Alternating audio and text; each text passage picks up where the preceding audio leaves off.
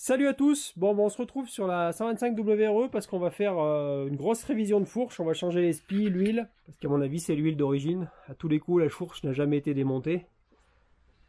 Ouais, là c'est un poil gras, ouais. Poil. Donc de toute façon, il fallait les changer, ne serait-ce qu'en préventif. C'est obligé, ils vont péter. Un premier gros saut, ça va péter. Puis on en profitera pour essayer d'améliorer un petit peu l'amortissement en changeant l'huile. Même si on n'a pas pu la tester avant et voir ce que ça donne, mais... Bon, allez, on va aller voir là-dedans comment c'est foutu. Bon, la petite astuce, hein, pour ceux qui ne connaîtraient pas, pour dévisser le fourreau de fourche, on le dévisse sur place, hein, on se sert du thé de fourche, des thés de fourche comme d'un étau en fait, qui est pile poil ajusté pour pouvoir dévisser tranquillement les écrous. Donc on les pré-dévisse et après on pourra faire descendre le fourreau tranquillement, sans l'abîmer parce qu'il a vraiment, celui-là, il est dans un état absolument incroyable, hein. Il n'y a pas une micro-rayure, c'est pour ça que je pense que vraiment ça n'a jamais été changé les spies. La fourche elle est serrée d'usine là je pense, hein. Bon, on y va mollo pour pas abîmer l'écrou.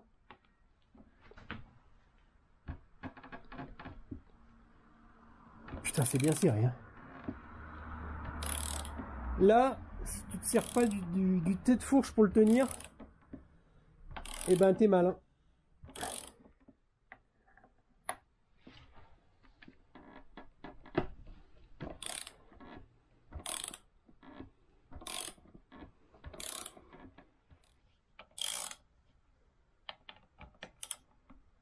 Putain, c'est pas serré fort. Ça a bien serré au couple, mais là, c'était pas serré fort. Là, c'est serré fort par contre. Donc là, tu fais les deux. Parce que là, toute la tension est sur cette vis maintenant. Donc il faut là équilibrer les forces. Là, ça te tord la clé, hein.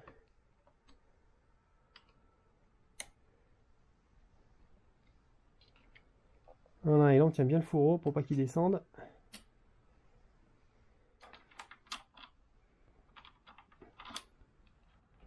Oh, ça n'a jamais été démonté, ça.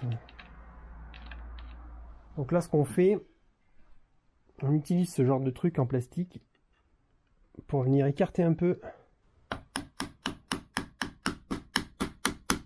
Essayer de le décoller en dessous. J'entends des petits crognements de poussière et j'aime pas ça. Donc je vais mettre un peu de dégrippant. Bon, évidemment, il faudra y dégraisser, hein, après, hein, pour remonter les fourreaux. On les remonte pas sur du gras. Mais là, je sens que ça force et que ça crogne. Il y a des petites poussières qui s'est installées là.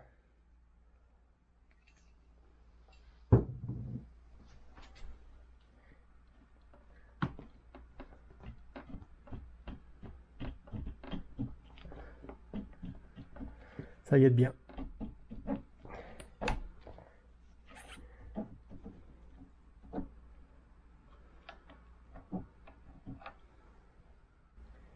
C'est chiant de filmer en faisant ça. C'est le genre de truc qu'il vaut mieux faire à deux tranquillement.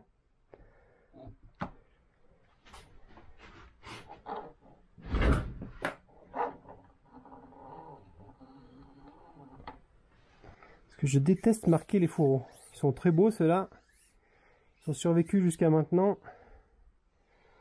Bon, là, on fait la même chose pour l'autre. Bon, c'est du Marzocchi, donc c'est quand même pas, surtout ces années-là, c'est pas le top du top, de loin de là. Ça déjà un peu. Pouah, la vache. C'est ignoble. Bon, les joints ont l'air bons par contre, hein. Vraiment bons.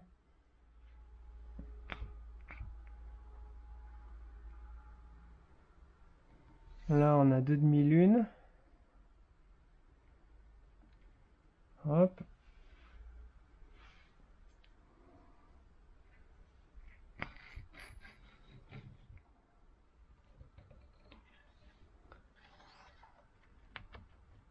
Ok, c'est propre. Bon, il y a de la saleté d'huile. Regarde-moi ça. Mais les pièces sont en bon état. Et regarde une guêpe et... On va essayer de vider l'huile. C'est censé avoir un demi-litre là-dedans.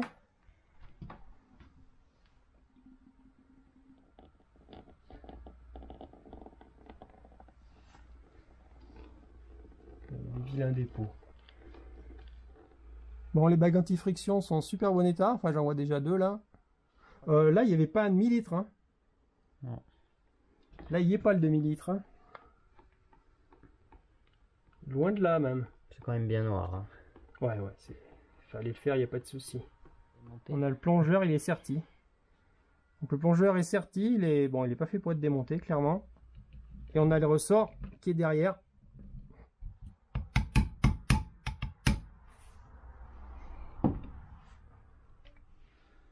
Cache poussière. Ouh là là, il en a ramassé lui. Hein. Regarde ça. Comme son nom l'indique, il a ramassé la poussière. Bon, bah, les cache-poussières sont en bon état. C'est bien. Bon, lui, il est quand même dégueulasse en fait, hein, quand même. Il n'y a pas à dire. Peut-être cool, on voit qu'elle est encore un peu jaunasse, mais non, c'est vraiment. Par contre, il n'y a pas 500 millilitres là. Hein. C'est bizarre. Qu'il en manque autant. Bon, elle est peut-être perdue. On va voir avec la deuxième.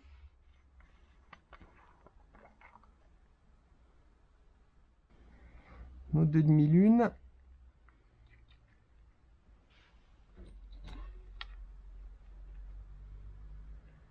On y vide.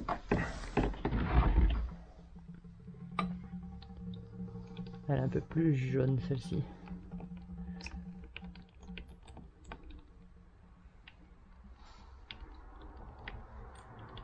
Oh, il y a des pâtés à la fin là. Si ce truc est pété et qu'il est serti comme ça, là, on va avoir un souci. Hein.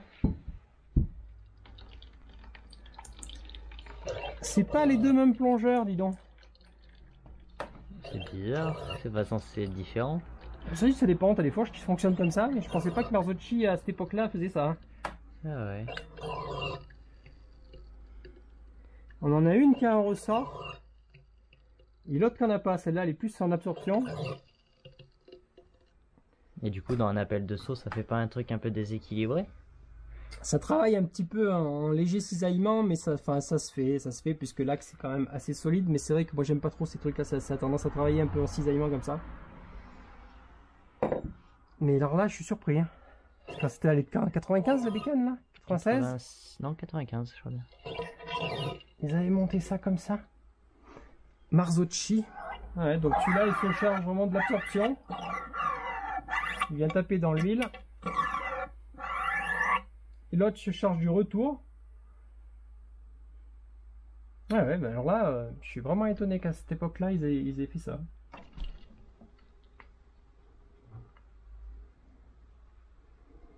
Ok. Tu vois là, tout ce qui s'est mis là. C'est ça qui nous gêne après l'oxydation là. Bon, est-ce que ça veut sortir un peu plus?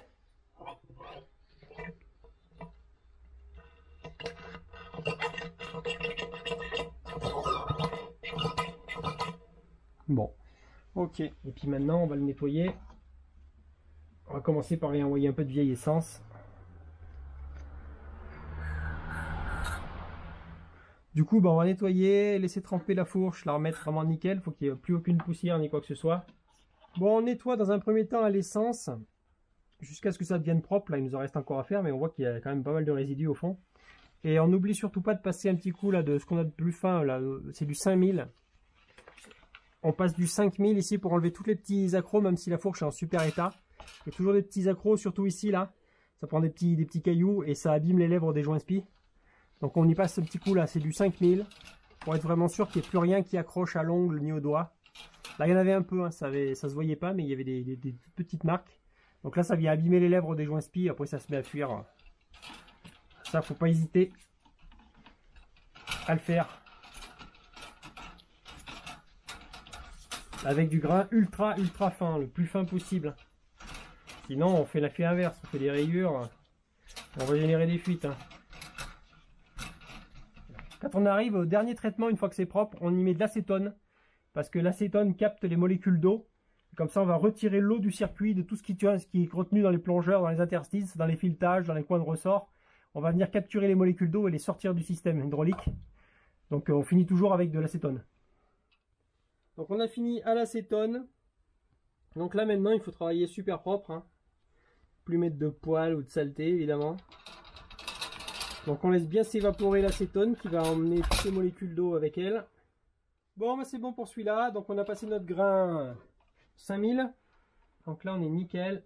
On n'a plus de traces. On sent plus rien au doigt. C'est bon pour celui-là.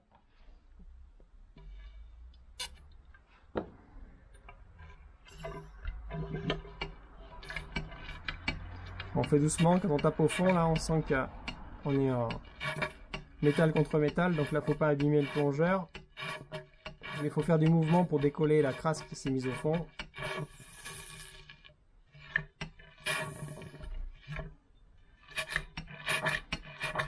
Et alors déjà là, tu vois les copeaux qui se mettent au fond là, ça c'est le dépôt du fond qui se décolle.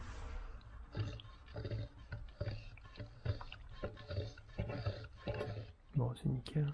Les joints sont beaux, hein. Franchement, ils sont pas carrés. On va les conserver.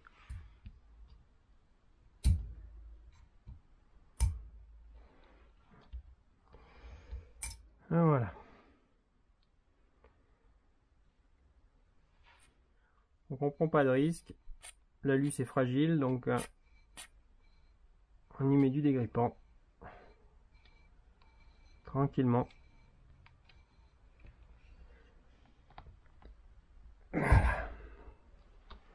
En filement, c'est moins évident.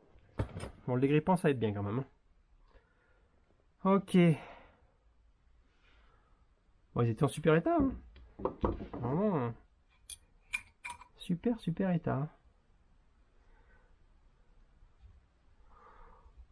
Bon, là, on finira d'y nettoyer, mais c'est même pas la peine de sortir les bagues anti-friction. On y a déjà nettoyé, on a juste à fignoler. Bon, on l'a pas mis en vidéo, mais on a nettoyé ardemment. Hein. Et on y re-nettoie encore à l'acétone avant de tout remonter.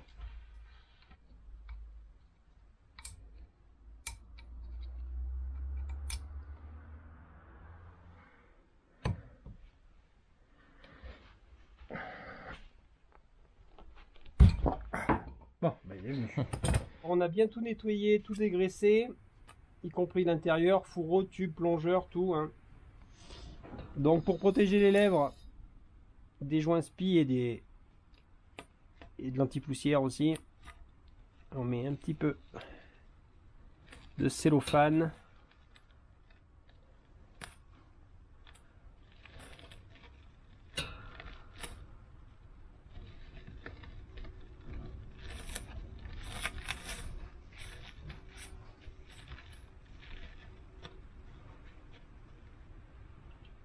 Bon, comme huile de fourche, on va essayer de l'assouplir un petit peu, même si on n'a pas essayé la machine, donc c'est un petit peu un risque, hein, sachant que c'est une fourche qui est non réglable. Donc les fourches non réglables, on peut éventuellement jouer donc sur la viscosité de l'huile et la quantité d'huile, et même la quantité d'air, en fait, l'un est interdépendant de l'autre, la quantité d'huile et la quantité d'air qui reste dans la fourche au niveau de la compression. Donc là, vu que c'est pour Marty qui débute complètement l'enduro, on ne cherche pas à faire une moto efficace avec un train avant très rigide. Le but du jeu, c'est d'avoir une moto confort. Confort, plaisir, qui tape pas dans les poignets. Donc on a normalement une préconisation d'huile de 7,5. On met de la 7 ici pour assouplir un petit peu. On verra un petit peu ce que ça donne. On pourra corriger ultérieurement parce que de toute façon, il faudra faire un setup de suspension complet pour adapter à Marty. Et donc à ce propos, n'hésitez pas, hein, notre partenaire MXLube, vous avez un code promo, on vous indique tout ça. N'hésitez pas à aller les voir. Ils ont des produits top, d'ailleurs on a d'autres huiles très intéressantes qu'on vous présentera à l'avenir sur des huiles haute performance et des produits haute performance. Donc n'hésitez pas à liker et vous abonner parce qu'il arrive du très lourd sur des produits de haute qualité de compétition. Donc du coup on va mettre un petit peu d'huile pour favoriser le passage des cache-poussières et du spi. Alors là on travaille toujours avec des outils très propres. Maintenant tout est propre, même si nous on travaille comme on peut là avec le sol, mais on travaille le plus propre possible. C'est une fourche. Hein. Donc là, les cache-poussières, on huile un petit peu l'intérieur, que rien n'accroche. Pas besoin d'en mettre beaucoup. Hein. Parce qu'après, de toute façon, si c'est trop gras, ça va recueillir la poussière. Mais ça fait un petit peu comme l'effet sur un filtre à air. Ça recueille les premiers grains de poussière qui viennent se coincer dans la gorge ici. Et c'est notre premier filtre avant d'abîmer les joints spi. Donc il faut que ce soit gras, sans abus. On peut en mettre un tout petit peu là pour favoriser la rentrée dans le fourreau. Voilà pour lui. Ok, tant qu'on y est, on fait les spis. Donc sur les spis on s'est fait avoir, hein. Les premiers n'étaient pas les bons, hein. Donc il y a la fourche WRE n'est pas la même que la WR, ça on le savait, mais il y a des vendeurs peu scrupuleux qui mettent les mêmes références pour les deux. Donc vérifie bien, idéalement démonter avant, hein. Là je me rappelle plus, c'est du 43 je crois. Je vais pas dire de bêtises, mais c'est du 45 par 52 par 10, 10 et demi.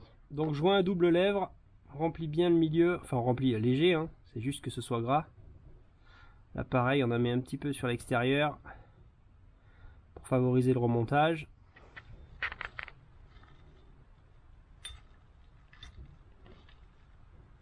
On prend son temps et on tourne en le mettant, voilà, pour bien protéger les lèvres. Bon, après le cache-poussière, on met le clips. Ensuite, joint spi dans le bon sens. On a un ressort de ce côté-là, c'est ouvert. L'huile rentre dans cette zone ouverte et vient pressuriser et presser les lèvres à l'intérieur. Et là, on a une zone où le plastique est plein. Ça, c'est la partie qui est à l'extérieur de la fourche. Hop.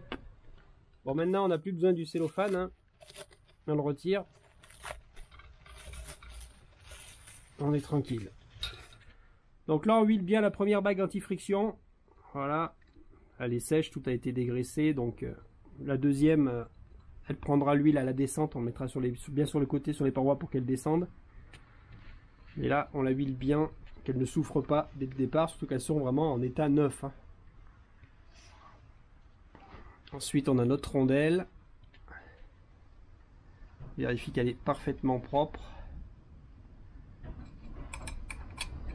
Donc elle se met côté doux, elle est arrondie et un peu plate, limite agressive ici. On met l'agressif à l'intérieur et avoir le côté doux sur le spi pour pas abîmer le spi.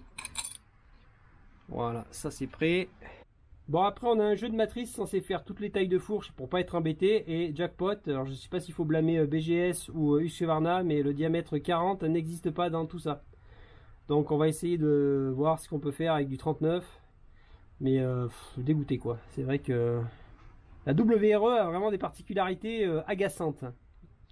On aurait une WR, on n'aurait pas eu ces problèmes là. Donc il y a vraiment des trucs. Mais cette fourche, dès qu'on trouve une fourche réglable, on passera sur une fourche réglable. Je pense que la moto le mérite.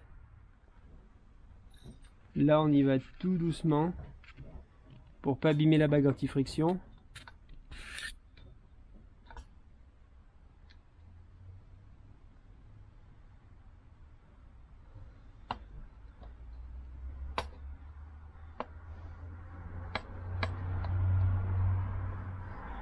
Voilà. Là, on vient se poser. Alors celui-là il est plus facile. Il n'y a pas le ressort en tension comme sur l'autre.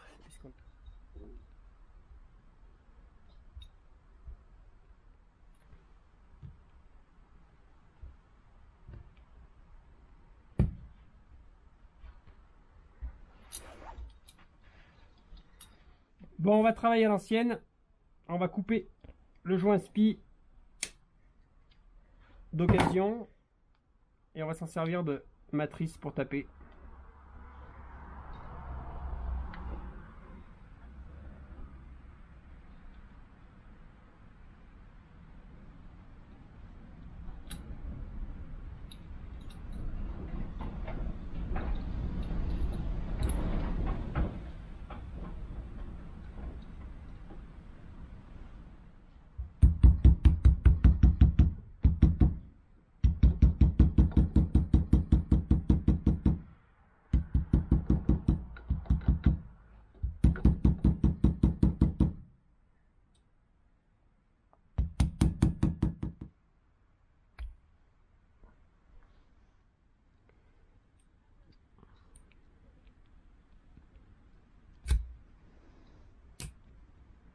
Voilà.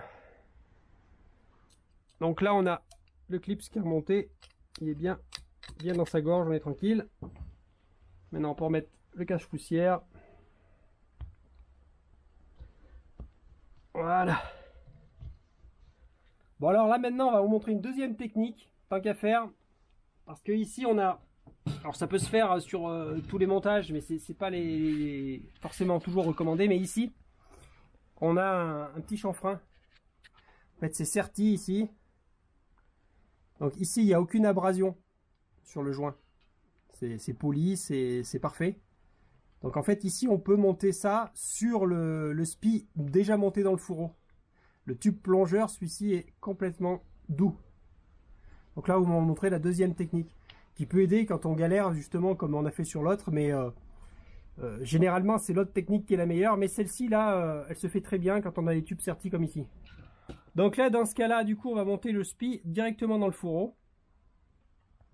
Toujours dans le bon sens. Donc la partie intérieure, là où il y a le petit ressort hein, qui vient retenir l'huile. Donc comme ceci.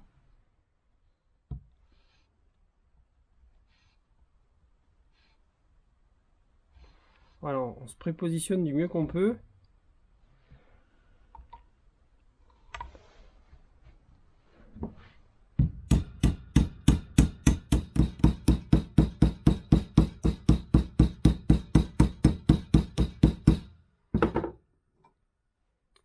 Donc là, en l'élargissant légèrement, on arrive à gagner 1 mm. Et du coup, on est parfait. Comme ça, voilà. Vous aurez vu les deux méthodes. Il y a des détracteurs de celle-ci. Mais quand c'est parfois un petit peu compliqué, ça peut aider.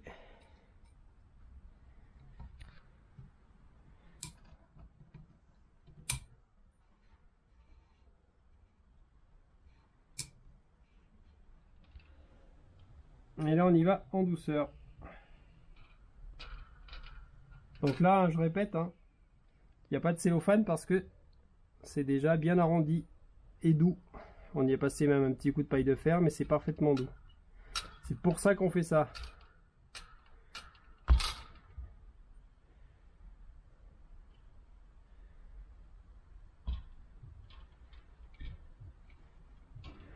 Voilà.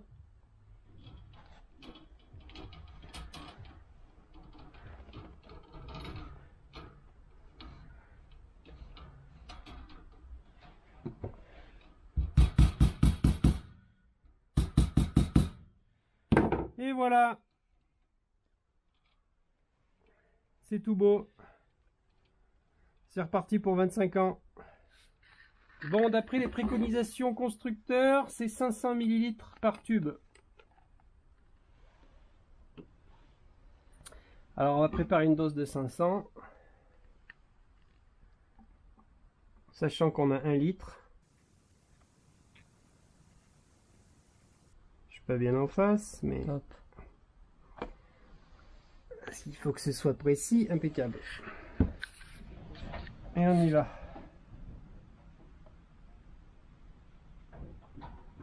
On en profite pour coucher un petit peu pour que ça aille sur les bagues, sur la bague anti-friction du haut.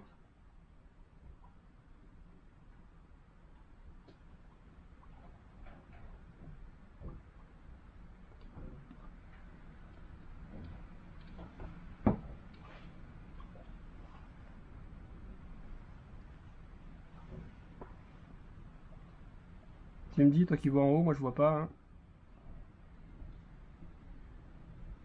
Top.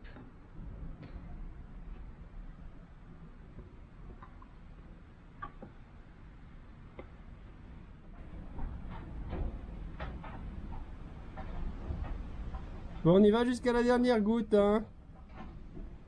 Bon, c'est pas une goutte qui va tout changer. On y va.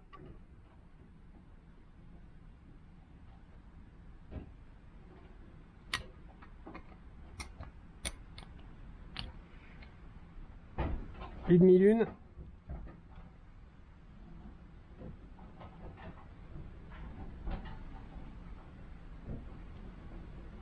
Voilà, on remonte pour venir bloquer les demi-lunes. Ok. Bon là, on n'a pas besoin d'amorcer le système sur celle-ci, puisque là, la tige, elle est rigide, elle est directement en tension avec le ressort dans le plongeur. C'est l'autre qu'on pourra s'amuser à amorcer, encore que ça fonctionnerait si on l'amorçait pas, mais l'autre, elle s'amorce parce qu'on a le plongeur, il n'a pas de système de ressort, hein. Il y a deux systèmes complètement différents par fourreau. Là, on a le ressort, et de l'autre côté, on a l'absorption, sachant qu'on a quand même une absorption ici. Mais là, c'est rigide, donc ça sert à rien d'amorcer le système. Bon, ça c'est bien huilé. On la met bien en détente à la fourche, hein. Là, on s'assure qu'elle est vraiment en détente, que les demi-lunes sont bien prises. Et on y va. Si on la descend, on va avoir un taux de compression d'air qui va être différent et on va fausser le fonctionnement de la fourche. Enfin, on aura un fonctionnement différent, on va dire. Asymétrique. Je la lève du sol pour être sûr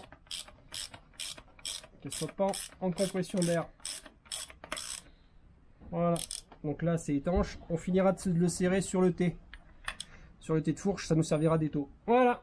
Donc là, dans ce fourreau-là, par contre, donc on n'a pas de ressort. Donc là, on pourra amorcer le tube plongeur pour le chasser l'air et enlever un petit peu la mousse. Sachant que ça se ferait aussi, mais en roulant, mais il vaut mieux le faire tout de suite. Donc là, bah, nos 500 ml. Hein. On incline un peu pour mettre un peu d'huile sur la bague de friction, anti-friction. Tu me dis si ça déborde, je vois rien moi. Stop.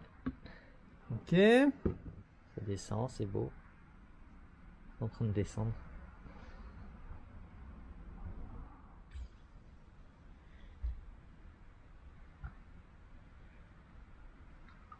Donc là on y va mollo parce que ça peut chasser et propulser de l'huile, hein, à la remontée. Hein. Donc il faut vraiment y aller mollo.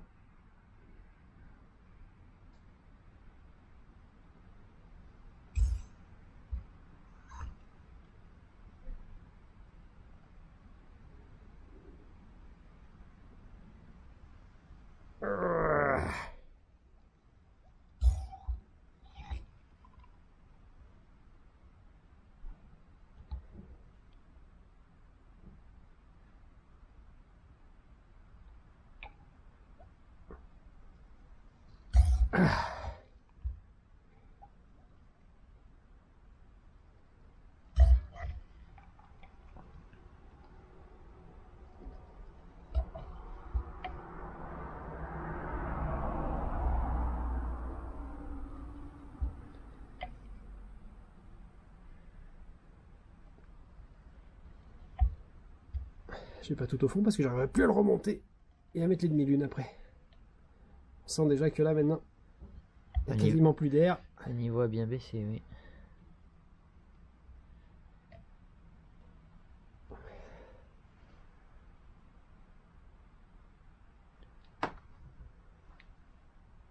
Voilà, on voit la phase dure ici, la phase de butée de la plongée, où il y a le plus fort amortissement pour éviter de talonner.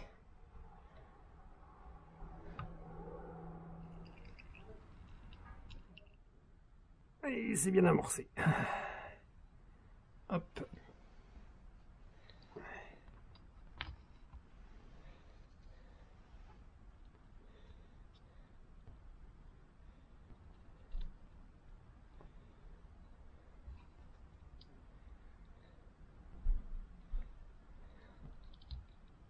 Voilà.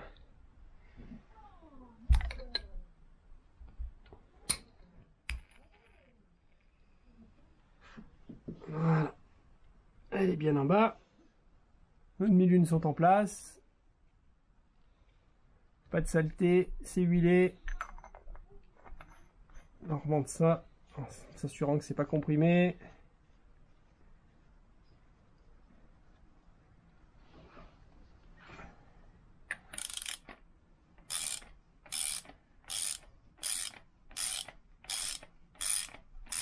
Et on finira de tirer sur la moto. Donc là on voit que on n'a pas de bruit d'air. C'est bien amorcé. Bon là maintenant ce qu'on va faire, on va dégraisser toutes les parties qui vont être serrées et qui ne doivent pas se desserrer et pas glisser. C'est-à-dire T, fourreau, dégraisser à l'acétone. Il ne doit plus y avoir de gras ici.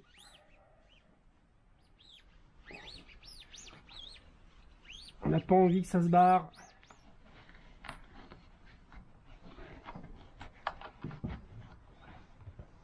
Ah oui, d'ailleurs, en ce propos là, on a trouvé pourquoi le réservoir a été abîmé. Pour ceux qui n'ont pas vu la vidéo, on vous invite à aller voir la vidéo de la restauration du réservoir. La butée de tête de fourche était cassée. Voilà, il avait pris un petit choc. Il avait cassé la butée de fourche, donc du coup, les thés venaient taper dans le réservoir. Et c'est pour ça qu'il était abîmé. Donc on a refabriqué une butée de tête de fourche sur la colonne de direction et on l'a ressoudé. Et on a fait un petit raccord noyé là pour pas trop que ça se voie. Et donc du coup voilà, c'était ça l'explication des dégâts du réservoir. C'était très mal soudé, il y avait un point de soudure très léger, c'était un défaut d'usine, il y avait quasiment rien qui tenait.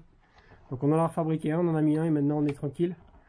On a profité pour regresser les roulements, refaire une bonne tension de colonne de direction. Et maintenant on va pouvoir repartir pour 25 ans.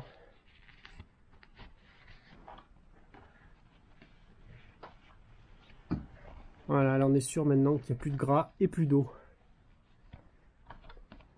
Bon, on enlève les vis de départ là pour pouvoir écarter comme il faut. Là, même chose.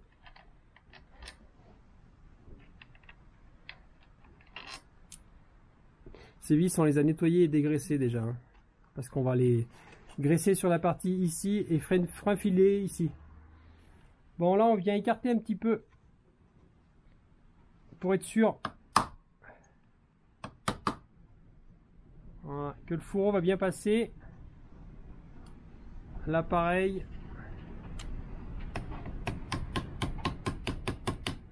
Voilà, ils ont tendance à garder un peu la forme resserrée sinon. Donc là ça c'est nos vis qu'on va venir mettre ici. Donc on va graisser cette partie à la fin et on met le frein filet pour là. C'est ici qu'on va venir bloquer et là c'est pour graisser pour juste que quand l'humidité est sur des guets ou quand elle passe pour éviter l'oxydation. Donc là pas la peine d'en mettre une tonne comme toujours. Hop, c'est bon. Là. Elle est bon. Elle est bon. Et voilà. On a mis notre frein filet là. On met le gras ici. Comme ça on ne contamine pas notre frein filet. Bon, c'est la graisse Motorex, hein, celle qu'on a utilisée. On n'utilise quasiment plus que celle-là. Hein. La Fit 2000, c'est un savon de calcium qui chasse l'humidité et qui résiste très bien aux agressions extérieures si de l'eau venait à rentrer. Et là on peut se prépositionner. Voilà, même chose.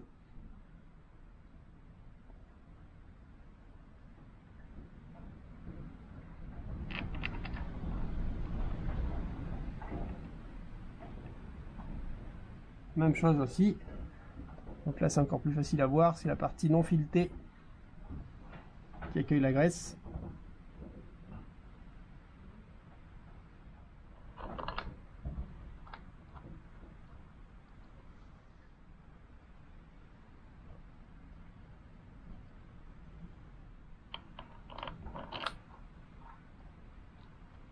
Voilà, maintenant on remonte notre fourreau. On passe bien le fil tout le câblage électrique pour le compteur, hein. Sinon on a l'air ballot après. Là on n'oublie pas le petit collier plastique ici pour le câble de compteur. Et on y va mollo pour rien rayer.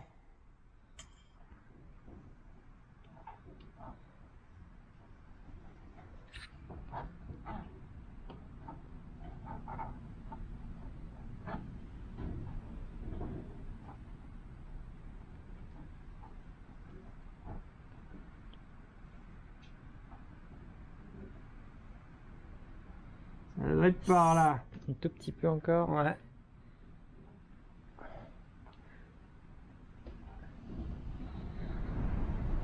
Voilà, là on est bien. Là on est bien. Ça c'est pour empêcher que la protection de tube de fourche en plastique vienne frotter. Donc ça se met dans l'autre sens. Voilà, donc ça doit être bien derrière. C'est bon, il est bien derrière là. Ça a l'air. Et là on vient pré-maintenir le tout.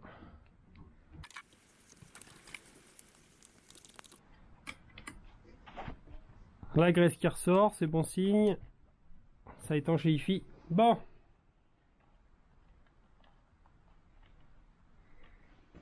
Bon, maintenant la procédure de serrage.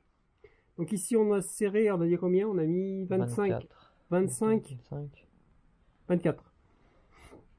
Non, 21 plus 4, 25. Donc là on serre à 24 newtons. Donc là on a graissé justement pour qu'on soit sûr d'avoir un bon glissé dans le filetage pour avoir un serrage régulier.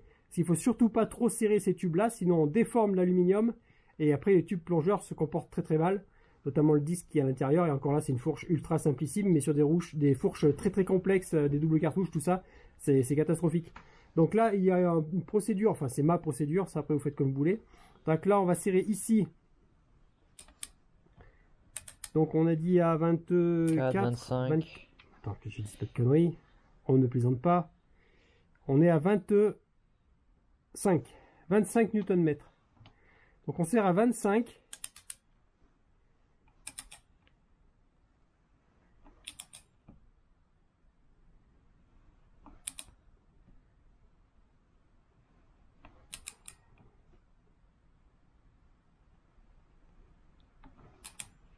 Je vais en mettre un peu. J'aime bien serrer à peu près régulièrement. Pas tout en mettre trop sur des. Pour ça, ça a tendance à faire vriller un petit peu le thé. Surtout que là c'est des thés moulés.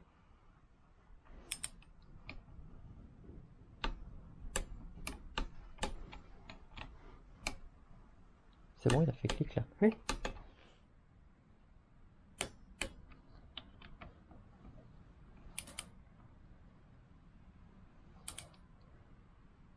Donc maintenant on s'assure bien là, on dévisse ici.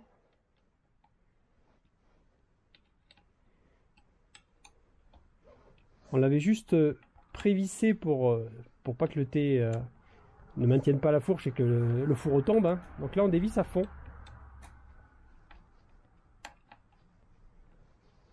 Même chose de l'autre côté.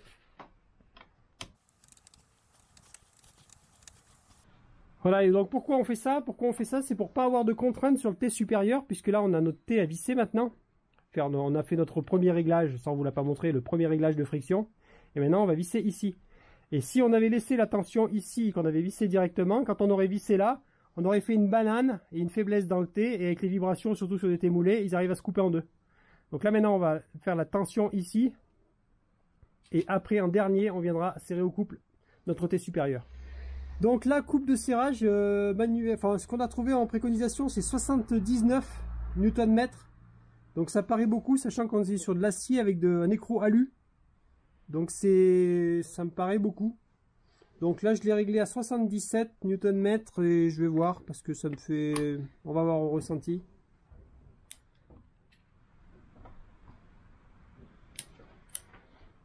Sur de l'alu ça fait peur. Hein.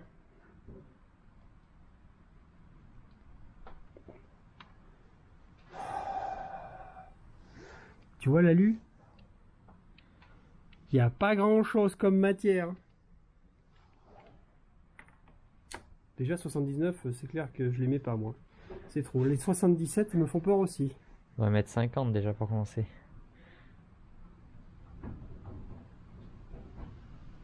Ouais, j'arrête là. Oh. Non, non, c'est des psychopathes. Sur de l'alu, attends, t'as vu la matière là? Le problème c'est qu'il est vraiment pas épais cet écrou. Non, non, non, tu peux pas. Non, non, non. Moi, je sais pas combien j'ai mis là, mais j'y mettrai pas plus. Négatif. J'avais préprogrammé 77, mais sinon tu mets 50 pour tester s'il est bien à au moins 50. Moi au démontage j'ai mis 54 et il est venu à peu près à 50. Ouais, c'est le démontage après. Est-ce qu'il était d'origine? Mais ouais. Oui, 50, ça doit être pas mal déjà. 49. Bon, mais 49, on s'en fout, c'est un ordre d'idée. Non, mais là ils y sont, c'est sûr. Je suis pas sûr que tu sois à 50 là. Je pense qu'il t'en manque un peu pour être à 50. Moi quand je l'ai démonté, la moto elle bougeait plus que ça quand même. Hein. Ah, là je suis à 50. Je pense que t'as pas 50 là encore. Oh si. Ah si. C'est dur de se rendre compte hein, du coupe de serrage.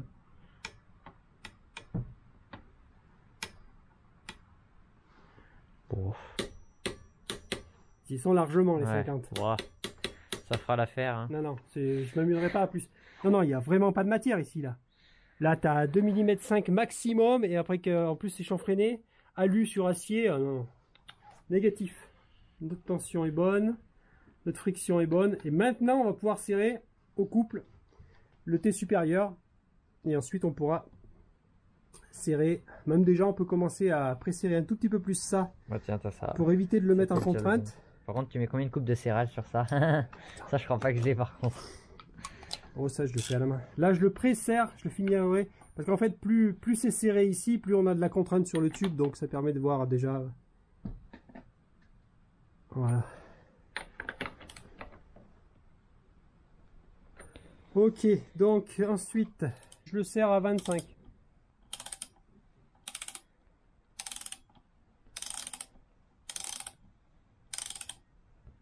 Ce que je veux surtout, c'est finir de serrer cet écrou là avant de le serrer complètement ici, parce que sinon je lui mets vraiment trop de contraintes sur le filetage.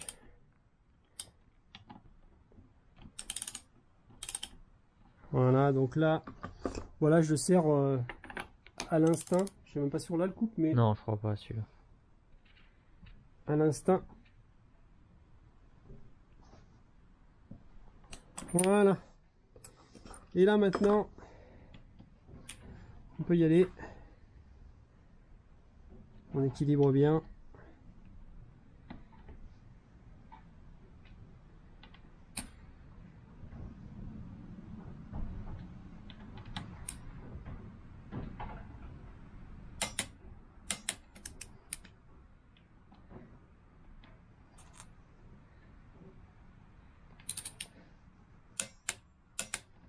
Voilà, on fait la même chose pour l'autre côté. Bon ben voilà, on a fait la même chose de l'autre côté, hein. Donc bien toujours penser à visser cette vis là de colonne de direction avant d'avoir fini de visser le T supérieur, pour pas avoir l'effet banane et risque de rupture, ce qui serait très dangereux. Et une fois que vous êtes sur la fin de ce serrage là, vous pouvez serrer les tubes ici.